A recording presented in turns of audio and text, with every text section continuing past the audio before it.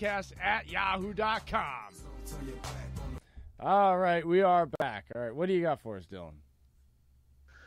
Well, guys, we might as well get into next week's matchups, right, and see who we feel confident about and see who we're a little queasy about sticking in our lineups. Some of the top quarterbacks that I like, you have Lamar Jackson going to Cincinnati, taking on that soft Bengals defense. Drew Brees takes on the Falcons at home in that divisional matchup. It's going to be noisy. It's going to be a great atmosphere. I'm sure it's going to make for a great football game. And it's also going to make for some great fantasy football numbers for Drew Brees and Michael Thomas, but that's a bonus for me. You have Russell Wilson with a pretty tough matchup at San Francisco. I'm not necessarily saying to sit him, but you definitely have to temper your expectations. Russell's been shown to be a cheat code. He's been everything I thought he wouldn't be this year. Coming into the season, I would have told you not to draft Russell Wilson high, despite him being the number one fantasy QB right now. You had him coming in with Tyler Lockett as his number one option, a rookie on the other side, and an offensive coordinator who said he wanted to run. And now you have Russell Wilson simply being Russell Wilson. When plays break down, he can scramble around, find his guys like Tyler Lockett, who's perfect for this system, and make plays. However, this week I would be looking at taking a gander at the waiver wire to see if there's a better matchup out there than the Seahawks at San Fran. And another guy I think is worth sitting with Adam Thielen already ruled out for this game. You have Kirk Cousins at Dallas. I think it's going to be an ugly play. Might even be an ugly play for Dalvin Cook. We'll have to see if Cook can be getting it done in that matchup. But Kirk Cousins is a guy who has been putting up decent numbers, not someone you should stick in your lineup next week. Going into the running backs, you have the matchup proof, Christian McCaffrey, taking on your cheeseheads and the Packers. You guys better watch out for this guy. He's pretty good. You also have Josh Jacobs getting it done lately, getting in the work. Despite the shoulder injury, they've been giving him the shot every week. He seems to be responding to it pretty well. And he takes on the LA Chargers this week, who, despite their performance against the Packers last week, otherwise have been pretty susceptible to the run. Also, watch out for Derrick Henry and Marlon Mack. They could have big weeks as well, as Henry takes on KC and Marlon Mack against that awful Miami defense. Indy might be forced to lean on the run just a little bit more with Brian Hoyer under center. Guys, I think you should sit or at least consider streaming someone else. We talked about Russell Wilson. We might as well mention Chris Carson, who proved he is not matchup proof. He did not have a good game at all against the Tampa Bay Buccaneers, who, like we talked about Sunday morning, are surprisingly good against the run. Well, so are the San Francisco 49ers, and they take on the Seahawks. You have Devonta Freeman at New Orleans. This is a scenario where even though the Falcons are going to be passing the ball a lot, trying to keep pace with this red-hot New Orleans offense with the Jays' favorite player, Drew Brees. You're welcome. Devonta Freeman is someone you should temper your expectations against this week, against this New Orleans defense, who's just been so solid lately. They're built for a serious playoff push. I won't be surprised to see them in the Super Bowl. Another guy who is going to be pretty tough to start yet again, despite where you drafted him, the same old song and dance with Joe Mixon. He takes on Baltimore. Baltimore has been lights out on defense, and Joe Mixon hasn't gotten anything done, whether it's been through the air or on the ground this season. So, not that you needed me to tell you, but this is another week to not play Joe Mixon. Moving on to wide receivers, we have some pretty darn good matchups, and we're going to start with Michael Thomas versus Atlanta in that barn burner of a game I just can't wait to see. I love when these two teams play each other. I especially love when it's in New Orleans, all the fans dressed up in their voodoo dolls and whatnot. It's great stuff. If they don't play Voodoo Child, then they're seriously missing out, but I'm pretty sure they do. Also have Chris Godwin taking on the Arizona Cardinals. Patrick Peterson is back, but he's mostly going to be focused on Mike Evans. So I think Chris Godwin is a great play this week. You also have my boy Keenan Allen, who we talked about earlier as a guy you should be trading for, at Oakland this week. Oakland is soft as they come, maybe even softer than Sharman against the pass. Keenan Allen's going to have himself a week. Let's get into some guys that you should be sitting. Another guy I mentioned earlier, Odell Beckham Jr. against Tre'Davious White equals bad, bad, bad. Did you guys see the meme of Baker Mayfield after the game? Uncle Buck. Oh, a good assessment. No, it was the South Park one that was the worst. Yeah, he did look like Randy. That's a pretty good point. But yeah, Odell Beckham is not someone you should be.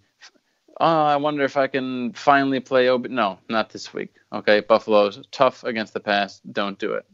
Another guy on Seattle's offense, thanks to San Francisco's defense being so tough, is Tyler Lockett. I'm sure he'll have a fine game. I'm sure it'll be a decent game, but maybe not a week winner like we saw against Tampa Bay this last week.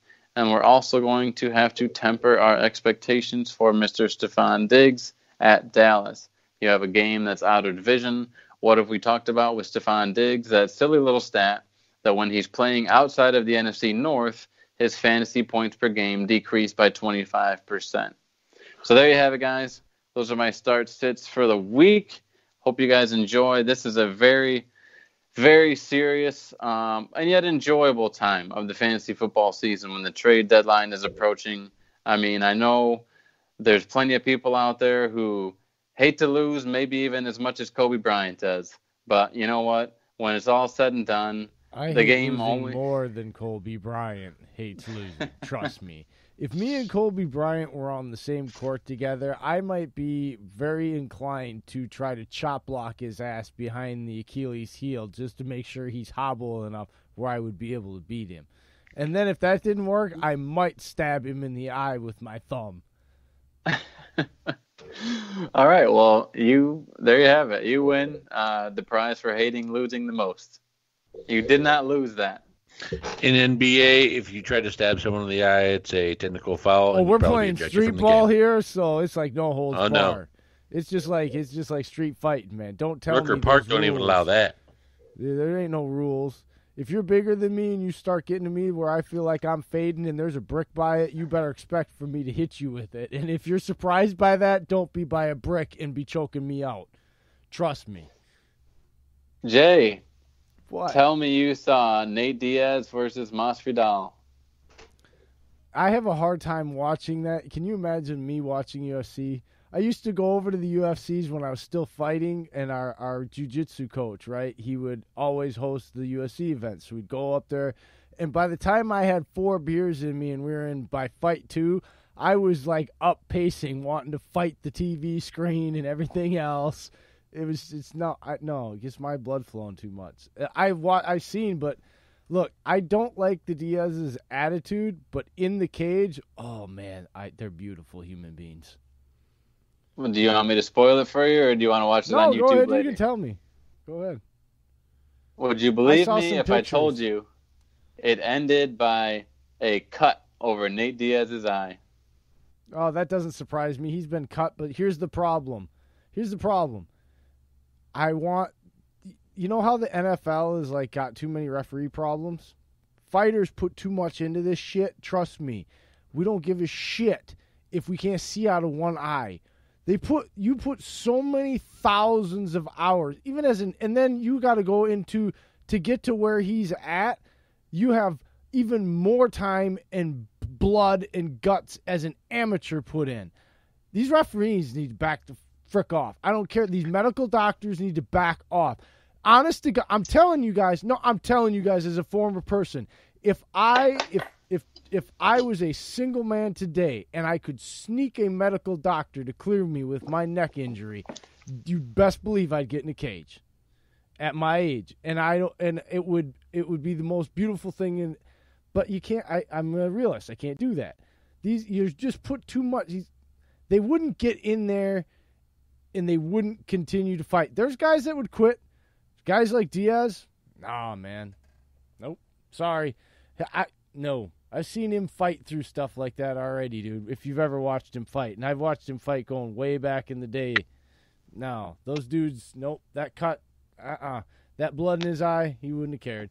It's getting ridiculous.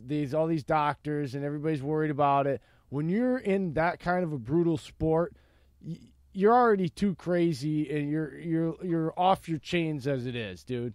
I'm not kidding you. Like, that cage is much smaller. Looking, once you're in there, there's nowhere to go. No, there's that's nowhere fair. to hide. I just think the circumstances, like the consequences, are dire enough. Like, you're thinking about enough as much as it is without blood stinging your eyeball. Dude, have you ever done it? Have you ever trained? Have you ever competed? I'm telling you, if somebody's done it, competed, and went through the fear of the first fight, I had my arm popped and dislocated to the point where 3 days after the fight in the sling, I was at work and my arm was purple, and my employer said, dude, go to the hospital, called my mother-in-law, and he met me at the hospital, and they had to relocate my elbow because it was pinching off the huge artery that runs up the middle of your vein, to the point, and I had been moving furniture for 3 days like that. Oh, look, I understand. And I finished the fight. That happened 47 seconds in. My fourth fight, I had the same thing happen to my other elbow, except for it didn't pop my elbow out, but it tore my ligament, and I finished that fight and won. I couldn't throw a punch except for spinning back fist. I had 14 cuts from elbows over the top of my head from the dude laying on top of me, just elbowing the crap out of me as hard as he could. Blood everywhere afterwards. I kicked him in the nuts by accident in the first round to the point where he was walking around for 2 hours with stuff on it, and he finished the fight. I'm telling you, dude. I am telling you. You're off the chains enough to get in there. That kind of crap, you get pissed. Now, there's certain people that won't do it, and that's fine. They're looking at long-term. They're looking business decision. I'm telling you, 95% of the guys, and especially guys like Nate Diaz, he's pissed as hell. He would have done that, and if he would have wanted to quit, he would have let you know when he was done. For sure. Letting these guys step in is ridiculous. No, there's too much on the line, too much put in. No way, man. There's only so many times you can watch a guy wipe blood away from his eye before you think, you know what, that looks like a real disadvantage, him having to keep wiping blood. See, that's the problem I'm trying to get to, though, dude. It's our bodies. It's that athlete's body. It's his body. You have no. Do you realize? Like, I'm telling you, that fight I just talked about, where I got hit upside the head. That's the one where I was talking with Ryan, where I tore my left pectoral muscle 3 weeks away from the fight. For 3 weeks, do you know what I prepared myself for? My entire team, all my coaches prepared me for, to be able to hold my arm like this and fight for 3 rounds, 9 minutes. That's what I was prepared to do. The week of the fight, it healed, and I was able to continue on. I was prepared to go in there and fight with one arm. I'm serious. Like, that's as an amateur making no money for it, man. Well, exactly. To get to the opportunity to be a pro. I'm telling you, dude. Like, if you've never done it, these referees, even the guys that are referees that have went on, they've gotten soft because they're getting paid and they're worried about a commission and all this. It's getting ridiculous. Referees need to step out. There's too much on the line. The fighters will let you know. That's why it's called tap out, knockout, or finish the fight. It's not called, now it's become, that guy's arm looks hurt. Let's call a fight. Oh, the doctor says this. The doctor says this. No, it's tap out, knockout, finish the fight. And you know what? You can tap out at any time. You don't even have to take contact. You can walk up, tap your shoulder. Pop, pop, pop. Oh, fight's over. That's as easy as that. Refs need to back off. Doctors need to back off. How do you guys want to wrap this thing up? Oh, we got to do our power rankings. It's Tuesday. Oh, there we go. You had me at hello. Go ahead, Dave. We're going to do like we did last week with, we're just going to run down 5, then we'll do until the top 10, just 10 to 6, and then we'll do our top 5, right? Yep. Hold on, I'm pulling mine up. All right. I should just pull mine up on my phone so I got the records.